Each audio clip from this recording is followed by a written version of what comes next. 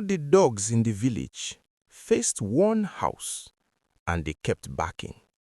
Not moving, not stopping, just that one house. It was deep night in the village of Umuoke. The moon was out, but it gave no comfort. The wind was quiet, too quiet. Then it started. One dog barked, then another, then all of them. But not like normal. They were not chasing anything. They were not fighting. They were standing still, facing one direction, one house. People woke up. Mothers held their children close. Men stepped outside slowly. Everyone could hear it. "Why are the dogs barking like this?" someone whispered. No answer. Because everyone could see it. All the dogs in Umuoke were staring at the same house. The house belonged to Mama Ifunaya, a quiet widow. She had one son, Obina. Obina was not like other children. He didn't play much. He didn't talk much. But he watched. Always watching. Some said he saw things others didn't. Some said he knew things he shouldn't. But Mama Ifunaya protected him. "Leave my son alone," she would always say. "He is just different." That night, the barking did not stop. Hours passed. The dogs stayed there, facing the house, growling, whining. Some even tried to run, but stopped halfway, like something pushed them back. Inside the house, Mama Ifunaya sat awake. Her hands were shaking. "Obina," she whispered, "do you hear that?" Obina was sitting in the corner, calm, too calm. "I hear them," he said quietly. Mama Ifunaya moved closer to him. "Why are they barking at our house?" Obina did not answer immediately. He just looked at the door. Then he said softly, "They are not barking at the house." Mama Ifunaya froze. "Then what are they barking at?" Obina turned his eyes slowly toward her. "They are barking at what is inside." Outside, the villagers gathered at a distance. Nobody wanted to go close. The village elder spoke in a low voice. "This is not normal." A young man said, "Let us go and check." But no one moved, because the dogs suddenly grew louder, aggressive, angry, as if warning something or someone. Inside the house, Mama Ifunaya began to cry. "Obina, you are scaring me." Obina stood up slowly. "I told you, Mama."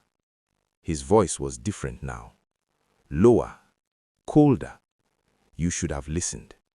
Her heart skipped. "Listen to what?" Obina stepped closer. "When I told you, I am not alone." Mama Ifunaya staggered back. "What do you mean, you are not alone?" Obina smiled, but it was not a child's smile. "I told you the dreams were not dreams." Mama Ifunaya's voice broke. "Obina, you are my son. Stop this." Obina shook his head slowly. "No, Mama." His voice deepened. "I am your son, but something came with me." The barking outside became wild. Some dogs started crying. Others tried to dig the ground. The air felt heavy, like something was pressing down on the village. Mama Ifunaya fell to her knees. "What came with you?" she cried. Obina looked toward the door again. "They can see it," he said. "The dogs can see it." Mama Ifunaya crawled toward him and grabbed his leg.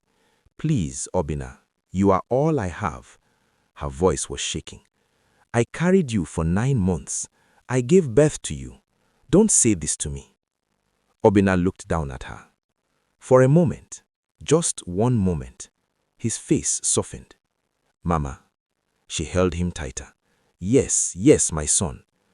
Then his face changed again. Cold, empty. "But you did not give birth to me alone." Mama Ifunaya screamed. Outside, the villagers heard her. "Something is wrong," someone shouted. But still, nobody moved closer. because the dogs suddenly went silent, all at once, complete silence. That kind of silence that makes your skin crawl. Inside the house, Mama Ifunanya whispered, "Obina, what is in this house?" Obina slowly pointed behind her.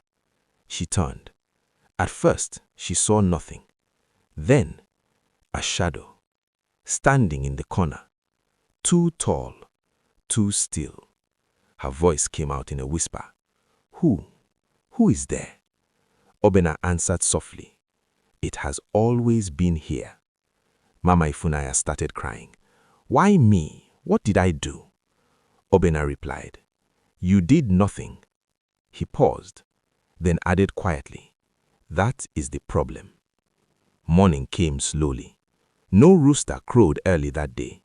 When the sun finally rose, the villagers gathered again. This time, the dogs were gone. Not one dog in sight. The house stood quiet, too quiet. The elder stepped forward. "We cannot wait anymore." They moved closer, slowly, carefully. The door was open. They entered. Inside, Mama Ifunanya was sitting on the floor, alone. Her eyes were empty, her face blank. "Where is Obina?" someone asked. She did not answer. They searched the house. Nothing. No child. No sign of struggle. Just gone. Then the elder noticed something. He looked at Mama Ifunanya and asked, "What happened here?" She finally spoke. Her voice was dry, low. "He left." "Who left?" the elder asked. She turned her head slowly. "My son, and the one that came with him." The elder's heart sank. "What do you mean?" Mama Ifunanya whispered, "The dogs were not warning us." She paused, then said the words no one forgot. "They were making sure it stayed inside." The villagers froze. "Stayed inside?" someone asked. Mama Ifunanya's lips trembled. Then she said, "But this morning," she looked around the room. Tears rolled down her face. "It followed him out." Some say Obina was seen again in another village, walking alone, quiet, watching. And sometimes, at night, dogs in that village begin to bark, facing one house, only one house. If you hear dogs barking like that one night, don't ignore it, because sometimes they are not barking at what is outside. They are warning you about what is already inside.